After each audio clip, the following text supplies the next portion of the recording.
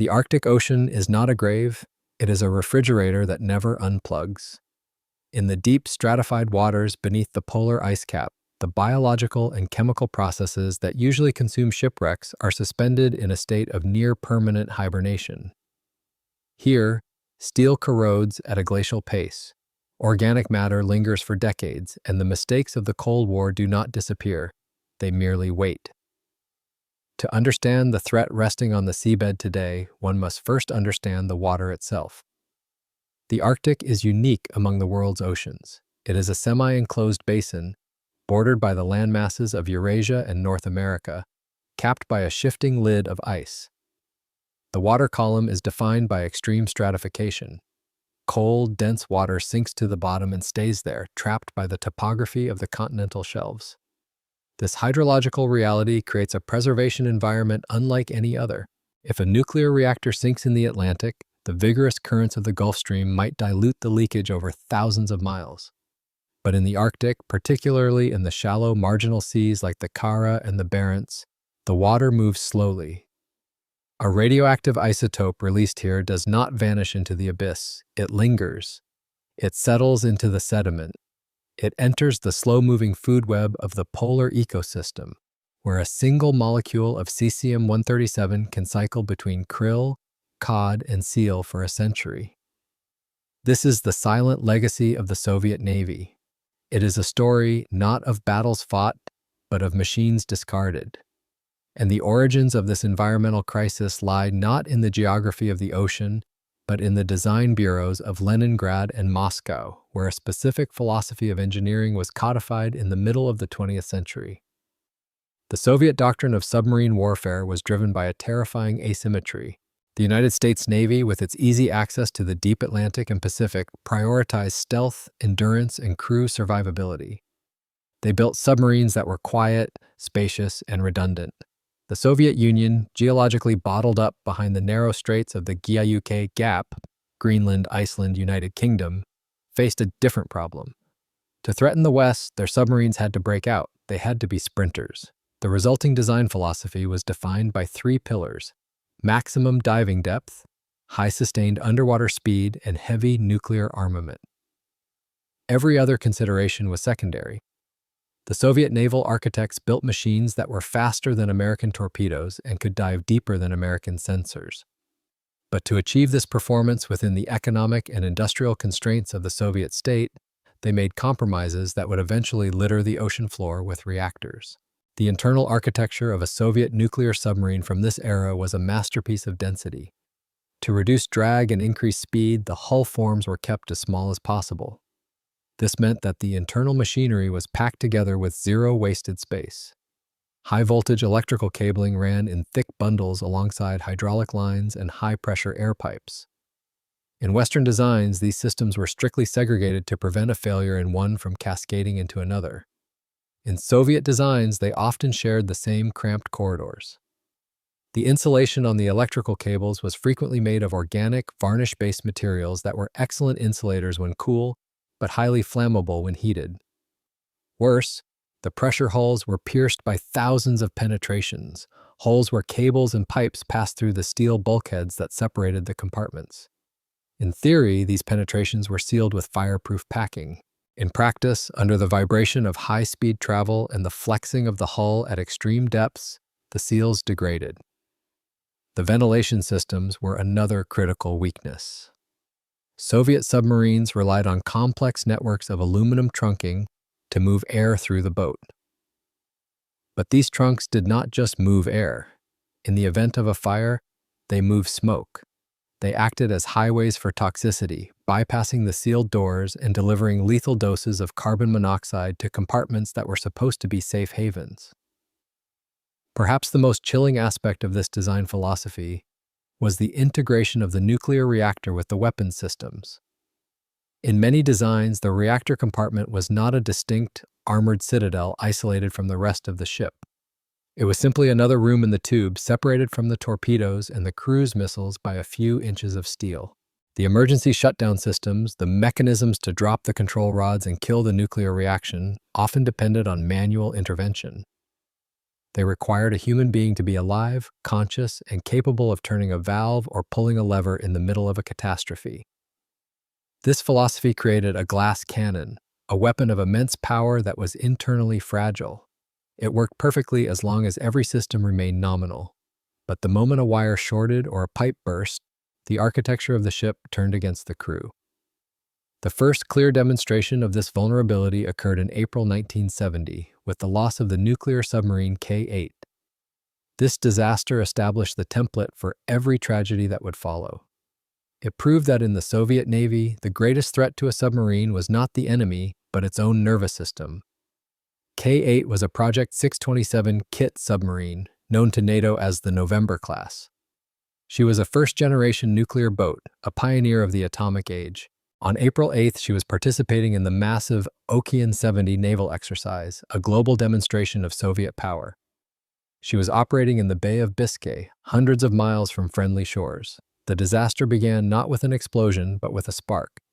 An electrical short circuit occurred in the hydroacoustic shack in the bow, while simultaneously a short occurred in the electromechanical compartment in the stern. The probability of two simultaneous electrical fires is infinitesimally low, suggesting a systemic surge or a degradation of the entire grid. The insulation on the cables ignited. The fire did not immediately consume the ship in a wall of flame.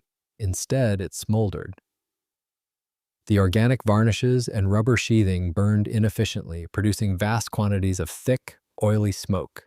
This smoke was the killer. It was loaded with carbon monoxide and hydrogen chloride. It filled the ventilation trunks.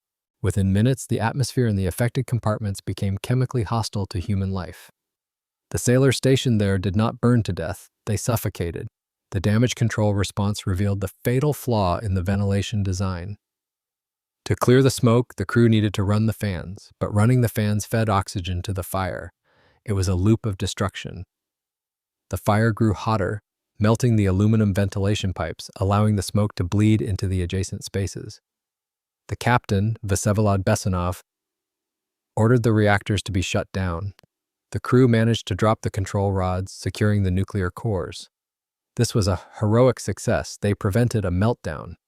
But by shutting down the reactors, they lost their primary source of power. The K-8 lost propulsion. She lost her main pumps. She became a derelict, drifting in the heavy Atlantic swell. For days, the crew fought to save the ship. They surfaced and tried to rig a tow line to a Soviet merchant vessel that had arrived to assist. But the fire had damaged the seals on the stern drive shafts. Water began to enter the pressure hull. Without power, the K-8 could not pump the water out. The stern began to settle. The loss of buoyancy was progressive and relentless. As the aft compartments flooded, the center of gravity shifted. The submarine tilted, the bow rising toward the sky. On April 12, 1970, the K-8 slipped beneath the waves for the last time. 52 men died, including Captain Besanov. The submarine sank to a depth of more than 15,000 feet. At that depth, the pressure is over 6,000 pounds per square inch. The hull likely imploded during the descent, but the reactor compartment, reinforced and heavy, remained structurally intact. The K-8 deposited 2 nuclear reactors and 4 nuclear-tipped torpedoes onto the abyssal plain. It was the first time a nuclear submarine had been lost at sea. It was a shock to the Naval Command, but it was treated as an operational accident rather than a design indictment. The lessons of the K-8 were recorded but not fully integrated into the construction of the next generation. The priority remained speed and depth. The cabling remained high density. The insulation remained organic. The speed over survival doctrine was maintained. This decision created a repeatable pattern of failure. In the decades that followed, almost every major Soviet submarine disaster would follow the trajectory of the K-8. A minor technical fault, a short circuit, a leaky valve, a burst pipe, would trigger a fire. The fire would generate toxic smoke. The smoke would incapacitate the crew, preventing effective damage control. The ship would lose power, then buoyancy, and finally it would sink, carrying its nuclear payload to the bottom. The ocean floor began to collect these monuments to engineering compromise. The K-8 was just the first. The reactors sitting in the darkness of the Bay of Biscay are far from the Arctic, but they share the same DNA as the wrecks that would later litter the Barents and Kara Seas. They are the ancestors of the environmental time bombs that now worry scientists from Norway to Canada. The sinking of the K-8 proved that a nuclear reactor could survive a shipwreck. The cores did not melt down, they did not explode, they simply fell. But their survival on the seabed created a new, long-term problem. The containment vessels were designed to hold high-pressure water for the operational life of the ship, perhaps 20 or 30 years. They were not designed to hold back the corrosion of the deep ocean for centuries. As we move from the 1970s into the 1980s, the Soviet Navy continued to push the boundaries of physics. They built bigger missiles and deeper diving hulls, but they could not escape the fundamental chemistry of their own machines. The next major disaster would not be caused by a simple electrical short. It would be caused by a collision between the aggressive design of a missile system and the unforgiving nature of salt water.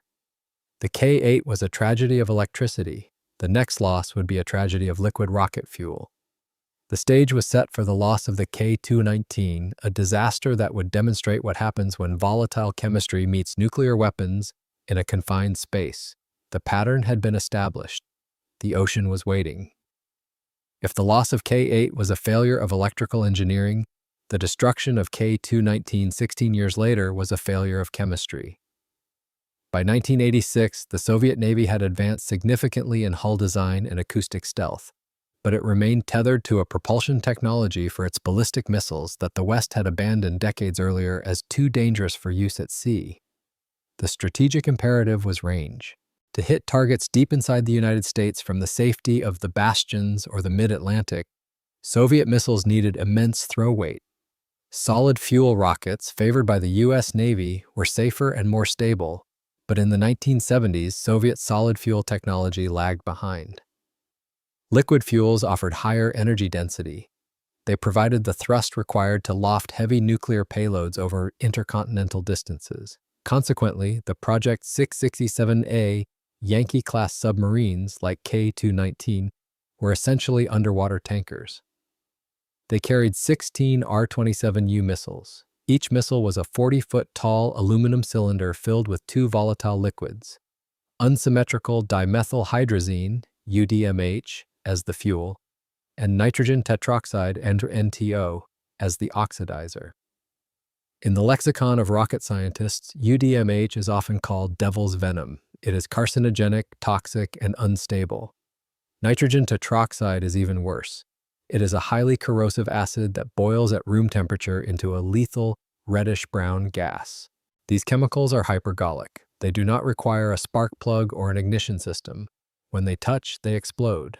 This makes the rocket engine simple. You just open the valves, but it makes the storage system a terrifying engineering challenge.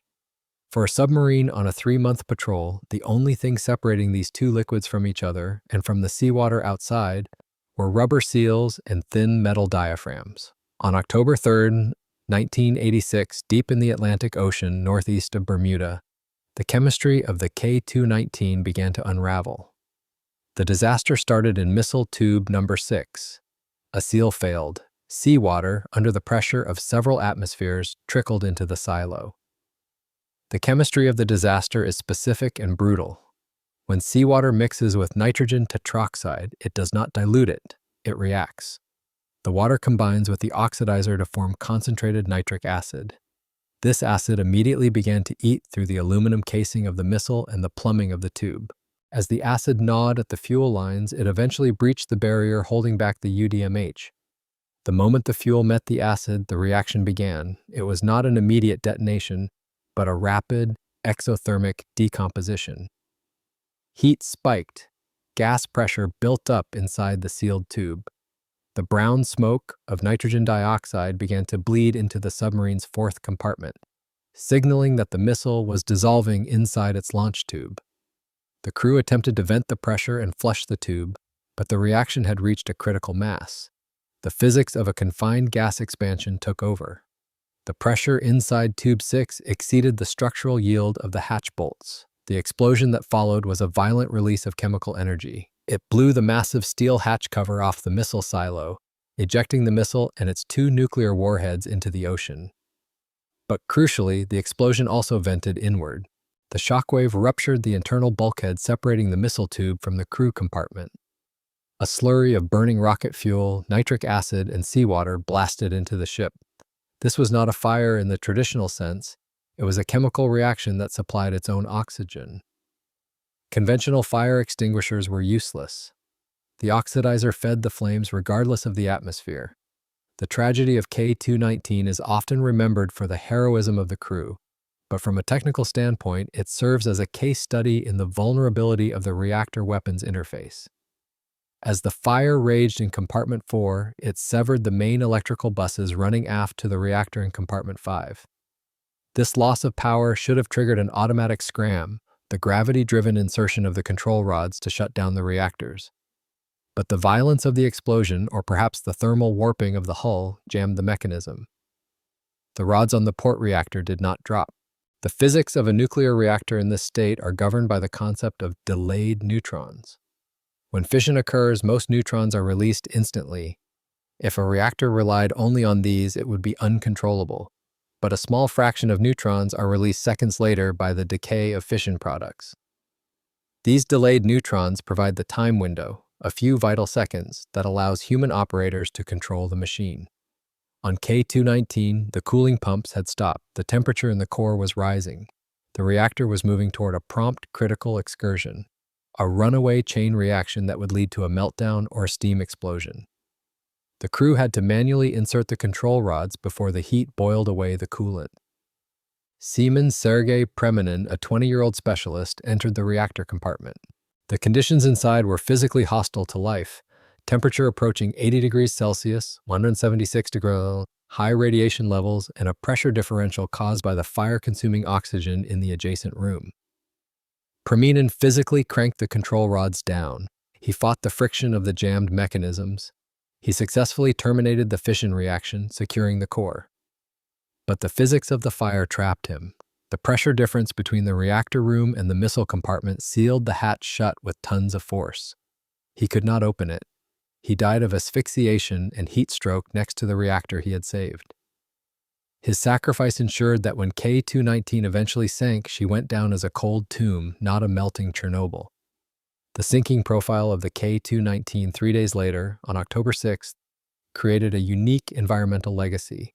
Unlike the K8, which sank due to a general loss of buoyancy after a stern fire, the K219 had a gaping hole in her missile deck. As the tow line from a Soviet freighter snapped and the submarine began her final plunge, she flooded catastrophically from the damage in Compartment 4. She sank to the Hatteras abyssal plain, a depth of 5,500 meters, 18,000 feet. The descent was violent. As the submarine passed crushed depth, the pressure hull imploded. The structural failure likely tore the vessel into two major sections, the forward missile compartment and the aft reactor turbine section. The environmental implications of this specific wreck are complex. The two VM4 pressurized water reactors are sitting in the silt, their cores loaded with uranium. Because Preminin successfully lowered the rods, the fuel is in a subcritical state. The thick steel of the reactor vessels, designed to hold high-pressure steam, is now holding back the corrosion of the deep Atlantic. However, the missile compartment presents a different threat. The explosion ejected one missile, but 15 others went down with the ship. Each R-27U missile carried 2 nuclear warheads. That means 30 nuclear weapons containing plutonium and highly enriched uranium were deposited on the seabed. In 1988, a Soviet hydrographic survey ship, the Keldysh, visited the wreck site. The images returned by its submersibles revealed a haunting anomaly. The missile silo hatches had been forced open and the silos were empty. Theories abound regarding the missing warheads. Some suggest the implosion of the hull squeezed the missiles out of the tubes like toothpaste. Others suggest the warheads were crushed and buried in the sediment. A more conspiratorial theory posits a covert recovery operation. But from an environmental perspective, the result is the same. The containment provided by the submarine structure has failed. The warheads are exposed to the ocean environment. Plutonium is heavy and chemically reactive. If the warhead casings corrode, which they will, over centuries, the plutonium will likely not disperse widely. It tends to bind to sediment particles, creating a localized hotspot of intense radiotoxicity. The Hatteras abyssal plain is deep and biologically sparse compared to the continental shelves, so the immediate risk to the food chain is low. But K219 demonstrated a terrifying reality of the chemical-nuclear interface. The Soviet Navy had built a system where a seawater leak could trigger a chain reaction that ended with a reactor on the bottom of the ocean. The speed over survival doctrine had been compounded by power over safety. The liquid fuel provided the range, but it also provided the fuse. The loss of K-219 forced a reckoning within the Soviet Naval Command. It highlighted the inherent insanity of carrying hypergolic liquid fuels on a combat vessel. In the years that followed, the Soviet Union accelerated the transition to solid fuel missiles, following the path the U.S. Navy had taken decades earlier. But for the Yankee-class boats, it was too late. The wreck of K-219 remains one of the most significant nuclear repositories in the deep ocean. It is a monument to the incompatibility of volatile chemistry in enclosed spaces. The nitric acid cloud that bloomed over the Atlantic in 1986 has long since dissipated, but the isotopes in the reactor core and the warheads have half-lives measured in millennia.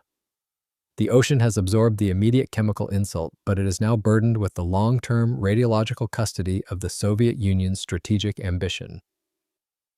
As the Cold War ground on, the design bureaus sought to solve these problems with new materials. If steel was too heavy and liquid fuel was too dangerous, they would change the very metal of the ship. They would build a submarine out of titanium. This decision would lead to the next great tragedy, a disaster that would prove that even the strongest metal on Earth is no match for a fire fed by the ship's own life support system. The story of the Komsomolets was about to begin. If the disasters of K-8 and K-219 were defined by the limitations of conventional materials, copper wiring, and rubber seals, the loss of the K-278 Komsomolets was a tragedy born of the cutting edge. By the 1980s, the Soviet Navy had committed to a technological leap that no other nation dared to attempt. They sought to conquer the crushing pressure of the deep ocean not by making their hulls thicker, but by changing the very element from which they were forged. They abandoned steel. They chose titanium. Project 685, known to the West as the Mike class, was a singularity in naval engineering. Titanium is 40% lighter than steel and possesses a strength-to-weight ratio that allows for diving depths that seem physically impossible. While American submarines operated at depths of perhaps 1,000 feet, the Komsomolets was designed to dive to 3,300 feet, a kilometer down. At that depth, the ocean exerts a pressure of 1,500 pounds per square inch. To build a ship capable of surviving this environment required a national industrial effort. Titanium is difficult to weld. It reacts violently with oxygen when heated, requiring entire hull sections to be fabricated in argon-filled chambers. The result was a vessel so expensive it was nicknamed the Golden Fish, but the Soviet designers believed the cost was justified. A titanium hull was immune to magnetic mines, it was immune to corrosion, and theoretically it was immune to the weapons of NATO, which could not reach into the abyssal basement where the Komsomolets hunted. But titanium possesses a darker property that the engineers underestimated. In the cold vacuum of space or the deep ocean, it is a miracle metal. But in the presence of high heat and pure oxygen, titanium does not just melt, it burns. On April 7, 1989, deep in the Norwegian Sea, the Komsomolets proved that a submarine built to survive the pressure of the ocean could easily be destroyed by the pressure of its own atmosphere. The disaster began in Compartment 7, the aftmost section of the boat. A fire broke out, likely due to an electrical fault or an oil spray hitting a hot surface. In a conventional steel submarine, a fire in the stern is a critical emergency, but it is manageable. The crew seals the compartment, cuts the ventilation, and starves the flames. However, the Komsomolets was designed with a fatal integration of systems. Running through Compartment 7 were the main lines of the high-pressure air system. This system stored compressed air at nearly 6,000 pounds per square inch, used to blow the ballast tanks for emergency surfacing. As the fire heated the air lines, the steel piping softened. The internal pressure blew out a gasket or ruptured the line entirely. The effect was immediate and catastrophic. The rupture released a jet of high-pressure compressed air directly into the heart of the fire. It acted like a blacksmith's bellows on an industrial scale. The influx of oxygen turned a standard hydrocarbon fire into a pressurized blast furnace. Temperatures in the compartment spiked to over 1,000 degrees Celsius in seconds. At these temperatures, the fire suppression system, which relied on a chemical gas called freon to displace oxygen, was useless. The jet of air simply blew the Freon away. The fire was being force-fed by the ship's own survival system. The heat was so intense that it began to compromise the titanium pressure hull itself. Titanium loses significant structural strength above 800 degrees Fahrenheit, but worse, the fire began to consume the internal bulkheads. The flames traveled forward not just through open doors, but through the cable penetrations, the holes where electrical wires pass between compartments. The insulation on the cables melted, and the fire used the wire runs as a fuse to jump from room to room. This fire propagation highlighted a critical flaw in the internal architecture of Soviet submarines. To save space and weight, vital systems were often routed through the same conduits. The high-pressure air lines ran next to the hydraulic lines, which ran next to the high-voltage power cables. When one failed, they all failed. The fire in the stern effectively severed the nervous system of the ship. The reactor safety systems, however, performed exactly as designed. The moment the electrical grid began to fluctuate, the automatic emergency protection system triggered. The control rods dropped into the core of the single pressurized water reactor. The fission reaction stopped. The nuclear heart of the Komsomolets went cold. But a shutdown reactor is not a safe reactor.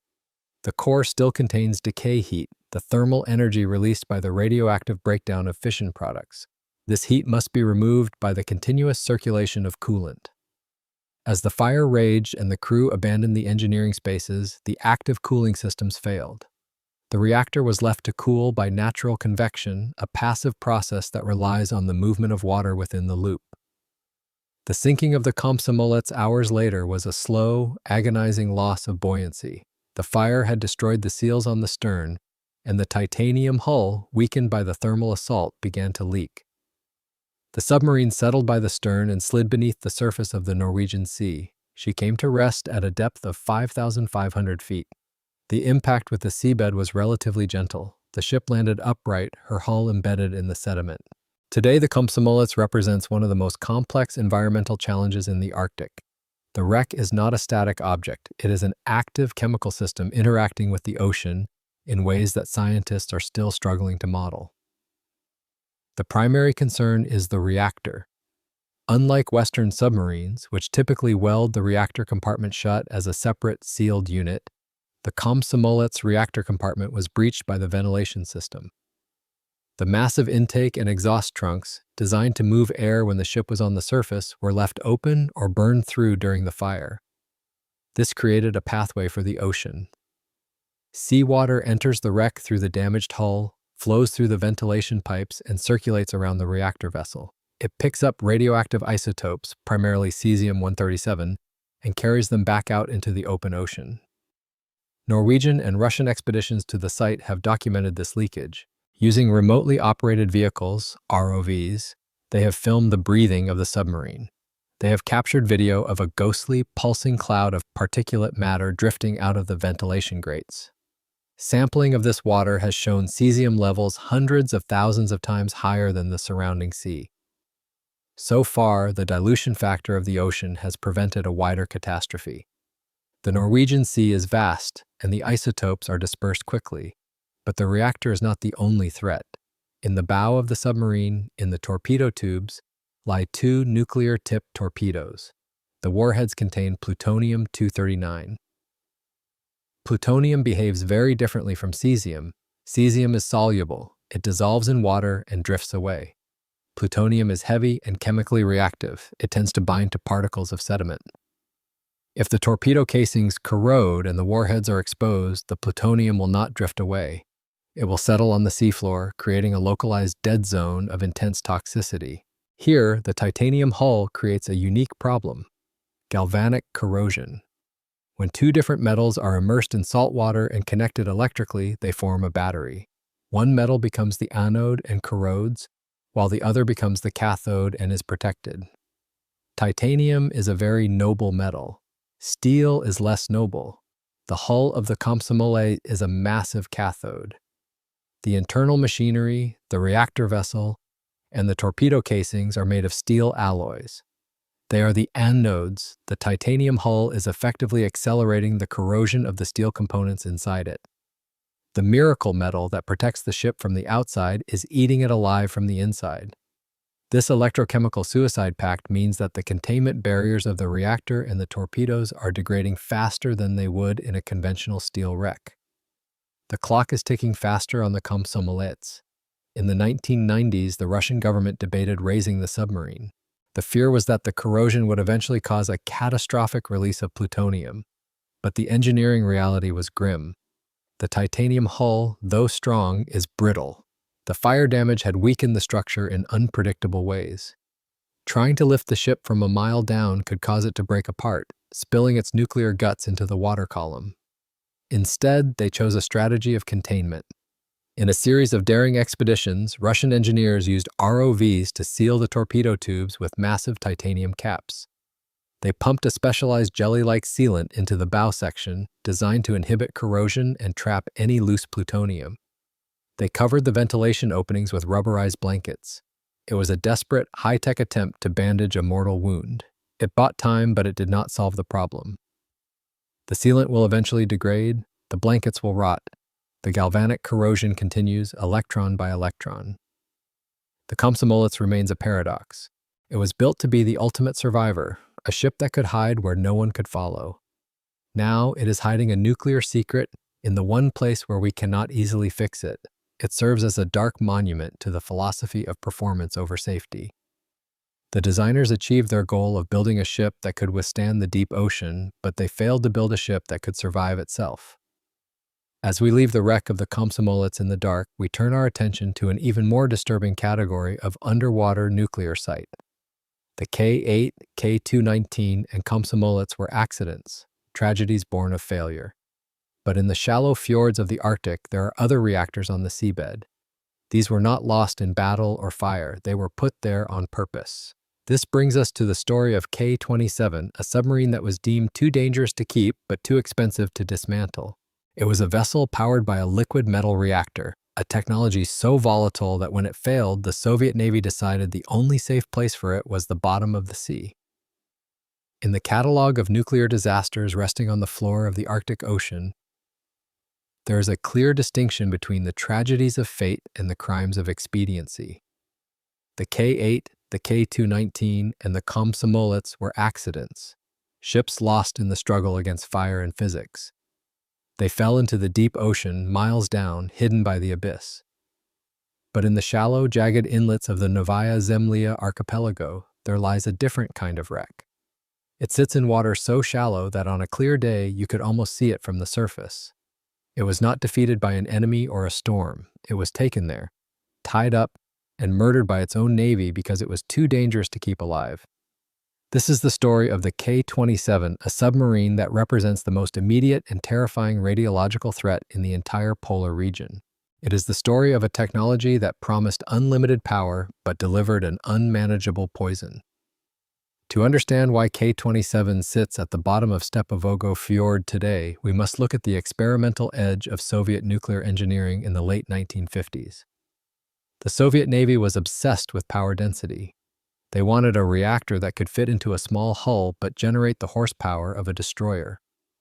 Standard pressurized water reactors were heavy and bulky. The engineers looked for a coolant that could transfer heat more efficiently than water. They chose liquid metal, specifically a eutectic alloy of lead and bismuth.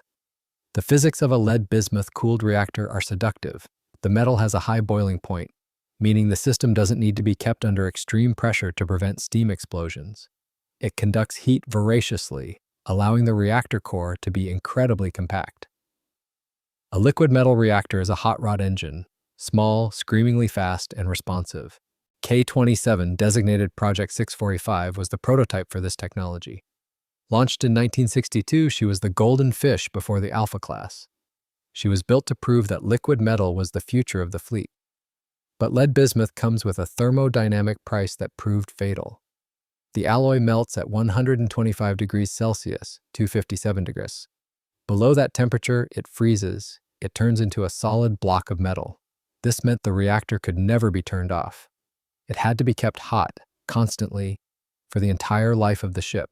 If the reactor scrammed and the auxiliary heating failed, the coolant would solidify around the fuel rods, turning the core into a radioactive statue that could never be restarted. There was a second, darker problem. When bismuth is bombarded by neutrons inside a reactor, it transmutes. It captures a neutron and becomes polonium-210. Polonium-210 is an isotope of legendary toxicity. It is an intense alpha emitter. A single microgram, if ingested or inhaled, is fatal. It is 5,000 times more radioactive than radium. Because the primary cooling loop of K-27 was filled with tons of lead bismuth, the entire engine room became a potential radiological weapon. A microscopic leak in a pipe wouldn't just release radioactive steam, it would release polonium aerosols. On May 24, 1968, the experiment failed. K-27 was at sea, running high-power trials. Suddenly, the reactor power dropped, plummeting from 80% to near zero in seconds. The radiation alarm screamed.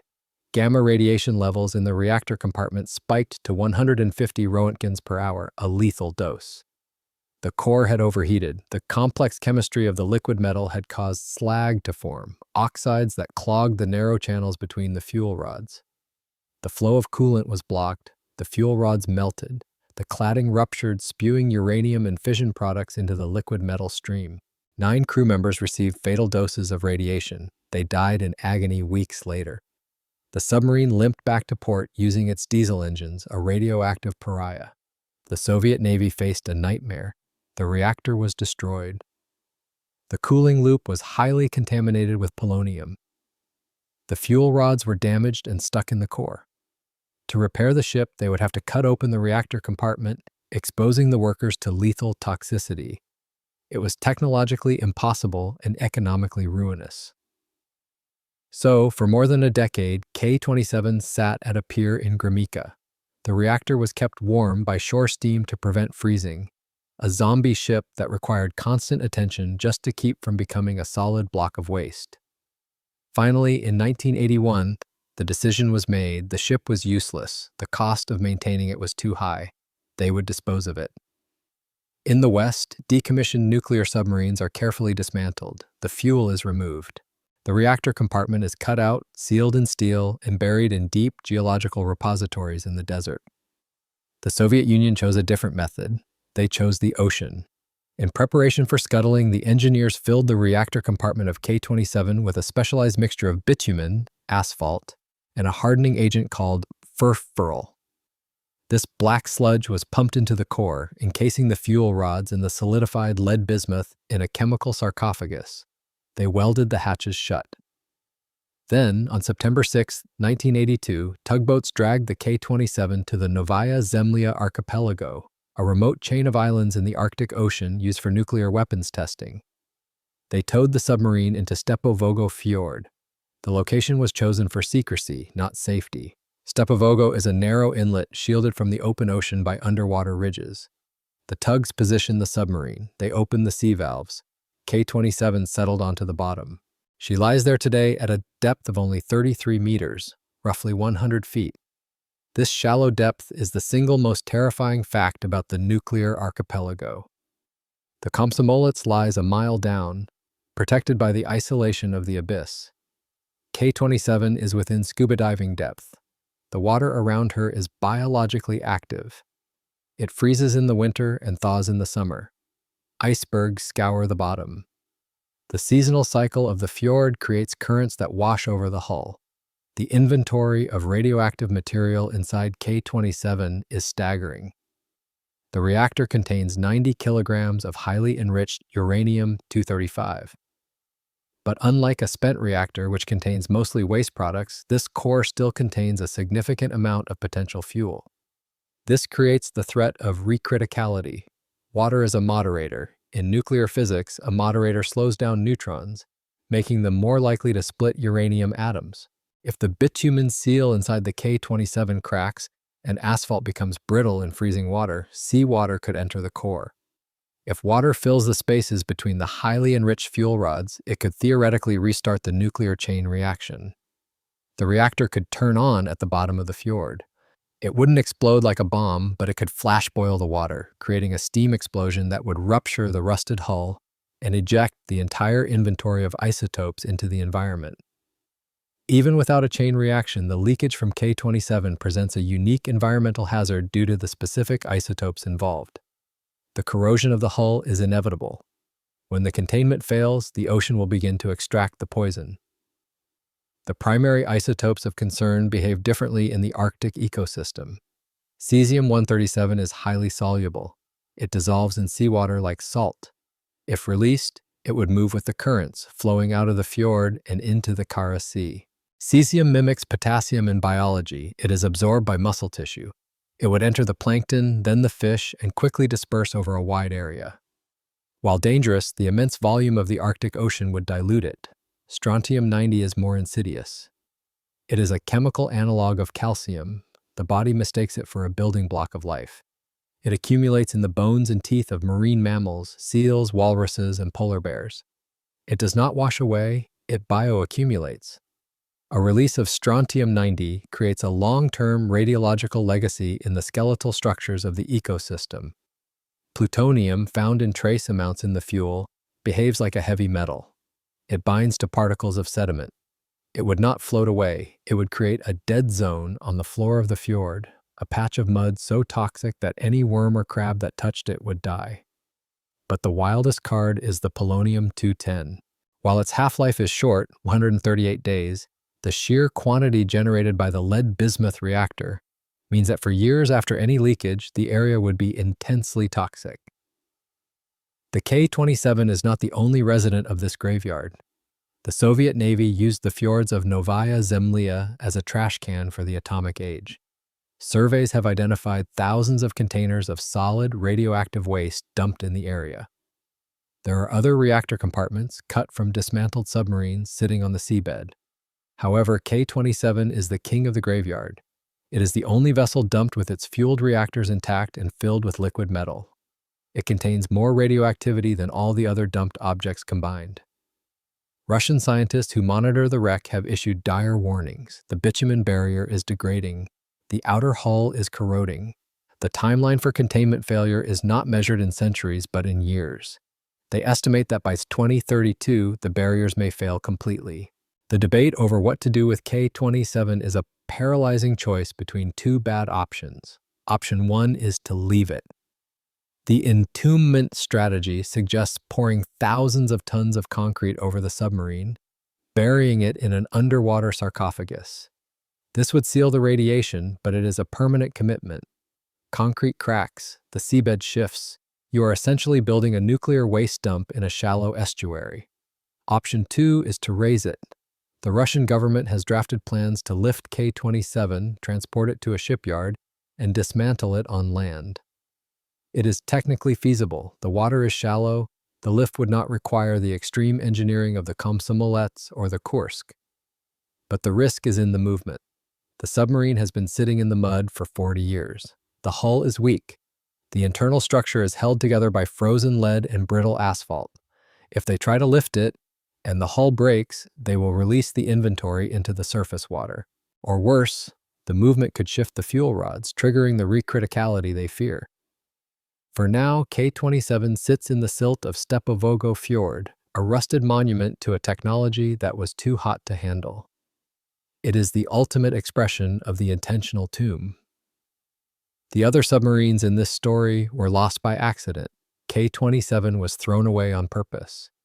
It serves as a grim reminder that the solutions of the Cold War were often just deferrals. The Soviet admirals who ordered the scuttling in 1982 were solving a problem for their generation by passing it to ours. They assumed the ocean was infinite and the future was far away. But the future has arrived. The Arctic ice is thinning, opening the region to oil exploration and shipping lanes. The isolation of Novaya Zemlya is ending, and the K-27 is waiting. A liquid metal bomb with a slow-burning fuse threatening to poison the very waters that the world is now rushing to claim.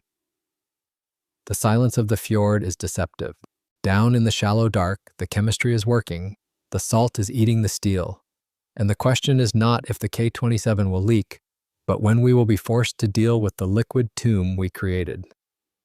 On August 12, 2000, the seismic stations in Norway recorded a disturbance in the Barents Sea that looked, at first glance, like a small earthquake.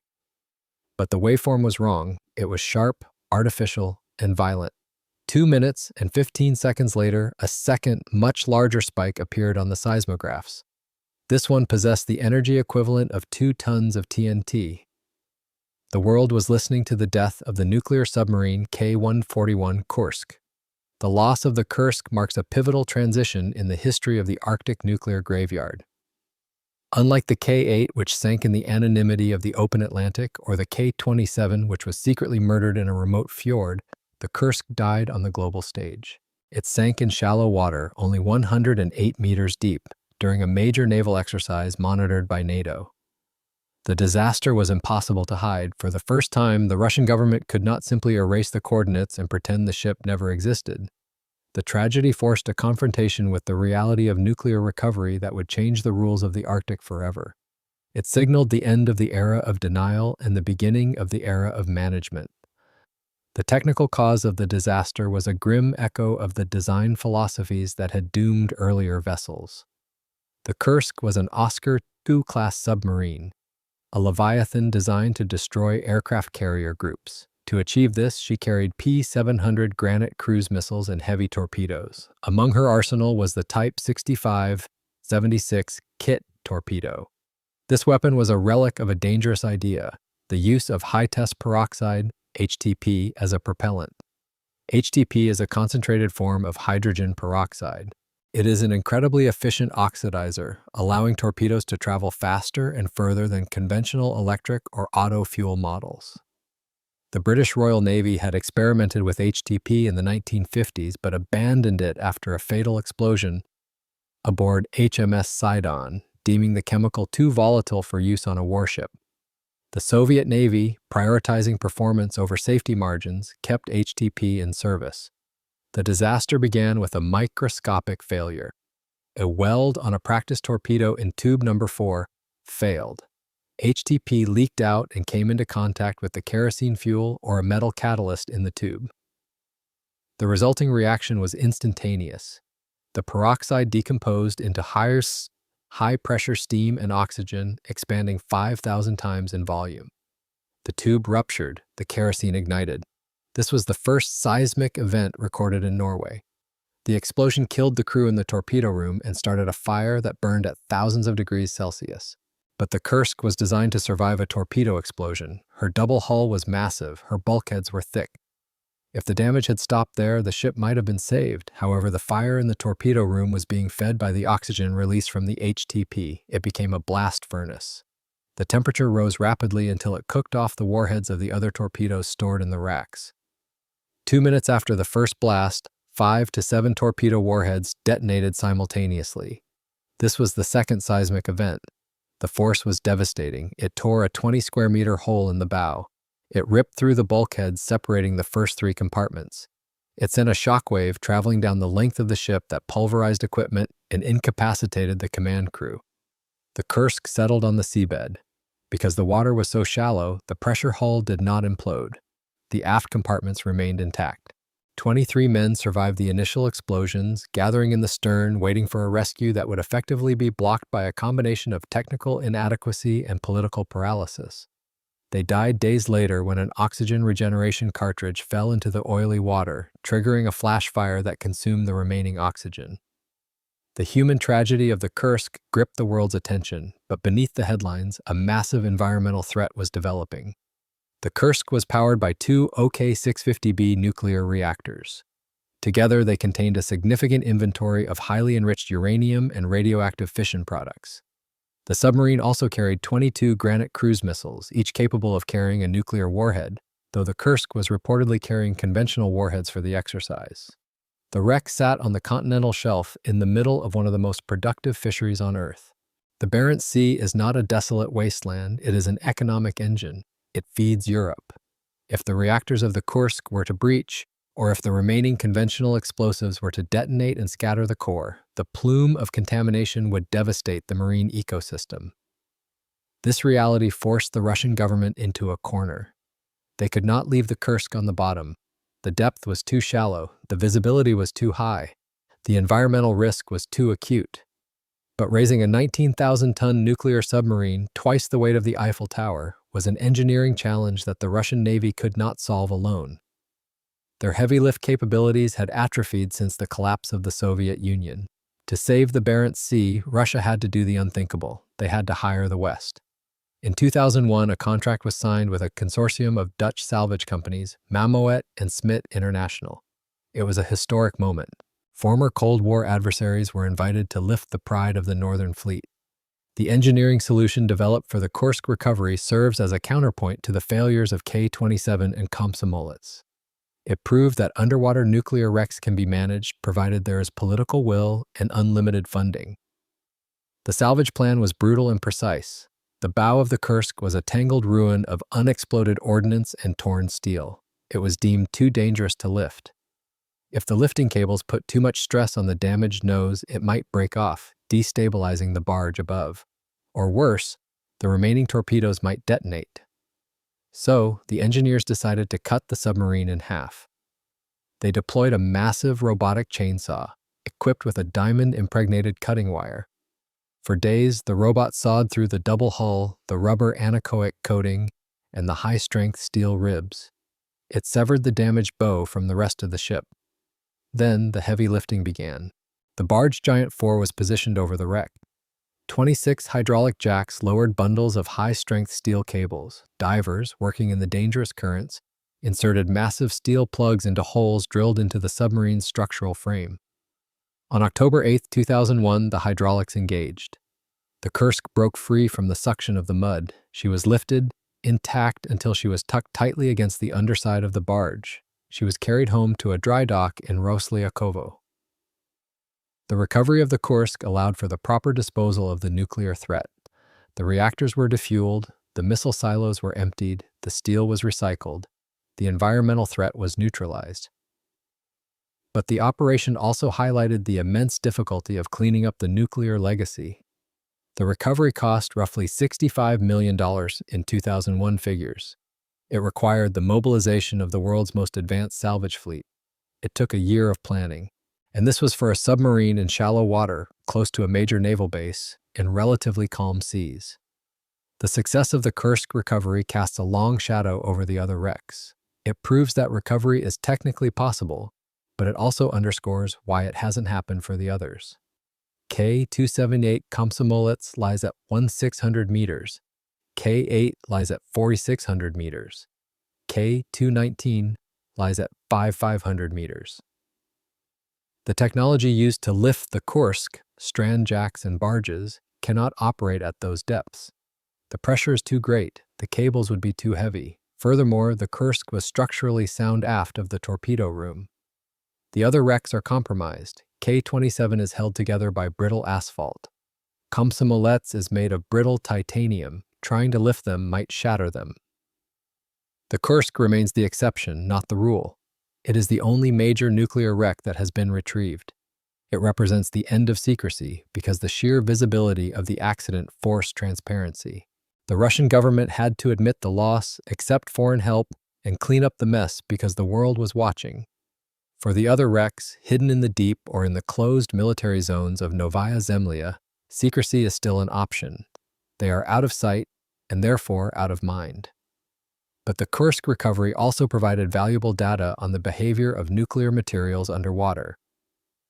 When the investigators opened the reactor compartment in the dry dock, they found that the containment had held. Despite the violence of the explosions and the impact with the seabed, the reactor vessels were intact. This gave engineers a degree of confidence in the robustness of Soviet naval reactor design. However, confidence is not a guarantee. The Kursk was on the bottom for only 1 year. The K-27 has been down there for 40, the K-8 for 50. The corrosion clock is ticking at different rates for each vessel. The raising of the Kursk was a triumph of engineering, but it was also a warning. It required the combined resources of the East and West to clean up one single submarine. There are dozens more nuclear objects on the Arctic floor, reactors, barges, and waste containers. We cannot raise them all. We likely cannot raise any of the deep ones. The Kursk showed us what it takes to fix a mistake, and the price tag suggests that for the rest of the nuclear graveyard, we have decided that the cost of recovery is higher than the cost of pollution. As the Kursk was cut up for scrap, the focus of the scientific community shifted back to the wrecks that remained. The era of the dramatic sinking was ending. the era of the slow leak was beginning. The silence of the Cold War had been broken by the Kursk explosion, but now a new silence was settling over the Arctic, the silence of corrosion eating away at metal, molecule by molecule. We must now look at the inventory of what remains. The nuclear archipelago is vast, and as the 21st century advances, the protective barriers of the past are beginning to fail. The timeline of the isotopes is colliding with the timeline of human neglect. The Cold War ended with the stroke of a pen in 1991, but the environmental bill for that conflict is still being calculated in the cold, dark waters of the Arctic. While the dramatic sinkings of the K-8, K-219, Komsomolets, and Kursk captured the world's attention, they represent only the most visible peaks of a submerged mountain range of nuclear debris. Hidden in the shallow bays of the Kara Sea and the deep trenches of the Atlantic is a vast, silent inventory of discarded technology that constitutes the largest underwater nuclear repository on Earth. We call it the nuclear archipelago. Official inventories released by the Russian government in the post-Soviet era of transparency reveal a staggering list of objects resting on the seabed. In addition to the major submarine wrecks, the Soviet Navy deliberately dumped thousands of tons of radioactive waste into the Arctic Ocean between 1965 and 1988. The list includes 17,000 containers of solid radioactive waste, 19 ships containing solid waste, 14 nuclear reactors, 5 of which still contain spent nuclear fuel, and 73,000 separate releases of liquid radioactive waste. This was not an accident of war, it was a policy of disposal. The logic was simple: the ocean is infinite, and the half-life of steel is longer than the memory of man. But the ocean is not infinite, and steel does not last forever. Today, the primary threat in the Arctic is not a sudden explosion, but a slow, relentless chemical process known as electrochemical corrosion. The corrosion clock is ticking for every single metal object on the seafloor. In the electrolyte solution of salt water, iron atoms are stripped away from steel surfaces, combining with oxygen to form rust. This process is usually slow, typically measuring a few tenths of a millimeter per year in cold water. But over decades, these millimeters add up. The containment barriers of the dumped reactors and sunken submarines were built to military specifications, often using high-quality steel alloys. But they were designed to operate in a controlled environment, protected by cathodic systems and regular maintenance. On the seabed, they are exposed to the raw aggression of the marine environment. Pitting corrosion is the specific enemy. Unlike uniform rust, which thins a metal plate evenly, pitting attacks specific points, microscopic flaws in the metal or areas where the protective coating has chipped. A pit can drill a hole through a thick steel pressure vessel long before the rest of the metal weakens. Once a pit breaches the containment, the seawater enters the core. The timeline for these failures is the subject of intense modeling by the International Atomic Energy Agency, IAEA, and Russian scientific institutes. The consensus is unsettling. The protective barriers on the objects dumped in the 1960s and 70s are reaching the end of their lifespan. We are entering a critical window, from the 2020s through the 2050s, where the containment systems of multiple high-risk objects are expected to fail simultaneously. This creates the potential for a release pulse. Instead of a manageable, slow leak, the Arctic ecosystem could face a sudden, coordinated release of isotopes from dozens of sources.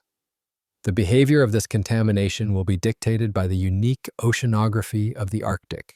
The Arctic Ocean is a Mediterranean sea, meaning it is surrounded by land.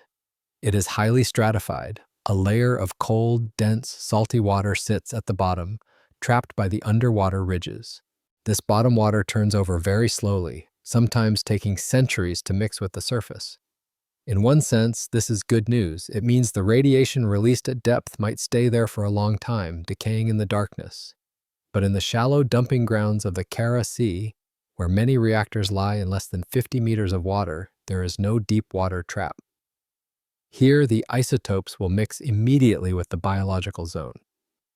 The Kara Sea is a nursery for the Arctic food web. It is rich in benthos, the worms, clams, and crustaceans that live in the mud. These organisms are the first step in a ladder that leads to cod, seals, polar bears, and eventually humans. The danger is not just toxicity, it is biomagnification. An isotope like strontium-90, which mimics calcium, concentrates as it moves up the food chain. A low level of contamination in the mud becomes a high level of contamination in the bone marrow of a seal. The Arctic indigenous populations, who rely on traditional marine diets, are the ultimate recipients of this legacy. Furthermore, the Arctic itself is changing. Climate change is retreating the ice cap, opening the region to industrial exploitation. Oil companies are drilling in the Kara Sea, shipping lanes are opening over the Northern Sea route. The remote dumping grounds are becoming busy intersections. The risk of an anchor dragging across a sunken reactor or a dredging operation disturbing a waste trench is no longer a theoretical impossibility. The question of what to do with this legacy remains unanswered. The recovery of the Kursk proved that it is technologically possible to lift heavy nuclear objects, but it also proved that it is exorbitantly expensive. To clean up the entire nuclear archipelago would cost tens of billions of dollars. For the deep wrecks like the K8, K219, and Komsomolets, recovery is likely impossible. The physics of lifting a fragile, corroded hull from 3 miles down are unforgiving. If a lift cable snaps or the hull fractures during the ascent, the wreckage would shatter, turning a contained point source of radiation into a massive plume in the water column.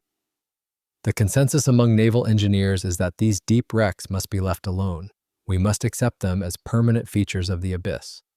For the shallow wrecks like K-27 and the dumped reactors in the Kara Sea, the debate is fiercer. Russian authorities have drafted plans to lift the most dangerous objects. They have built specialized barges and transport docks, but the funding is inconsistent and the technical risks are terrifying. Lifting a reactor that has been sitting in the mud for 50 years is a game of Russian roulette. Is the fuel stable? Is the lifting point strong enough? Or will the act of rescue trigger the disaster we are trying to avoid? Increasingly, the scientific community is leaning toward in situ management. This involves reinforcing the containment on the seabed.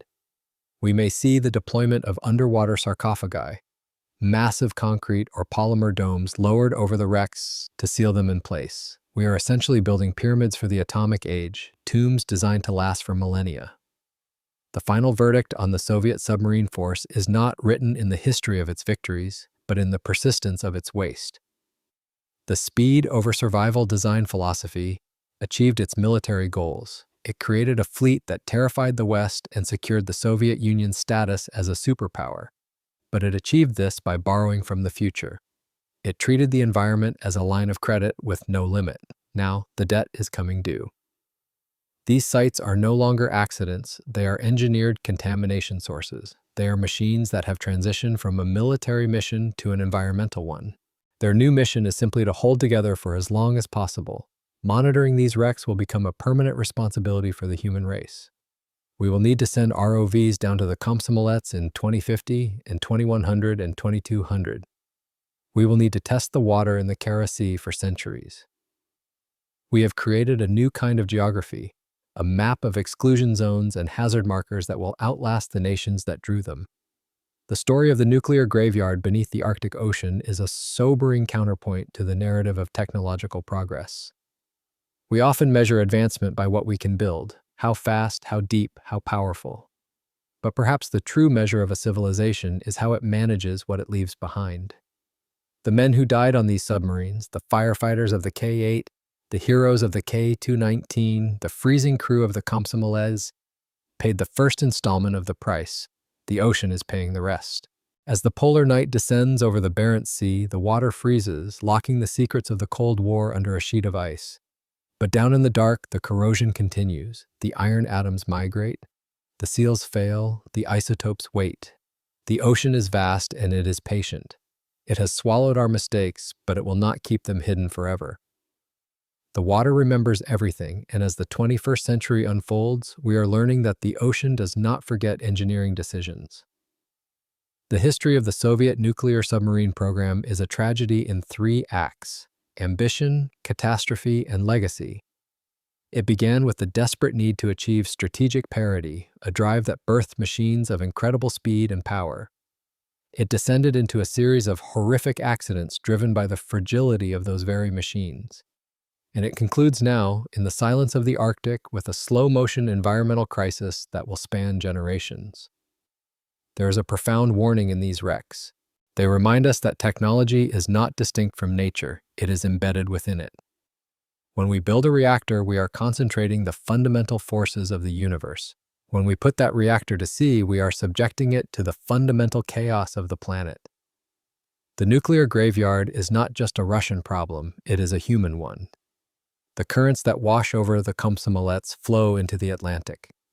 The fish that swim through the Kara Sea travel the globe. The legacy of the Cold War is a shared inheritance, a burden that ignores borders and ideologies. As we look to the future, to a world where the Arctic is melting and new nations are building nuclear submarines, we must look back at the K-8, the K-27, and the Kursk. They stand as monuments to the cost of cutting corners. They teach us that while we can design for speed and we can design for war, we must ultimately design for time. Because in the end, time is the only enemy that cannot be defeated. If this deep dive into the hidden history of the Cold War and the environmental legacy of the deep ocean meant something to you, we'd be honored to have you with us again. Until next time, stay curious and take good care.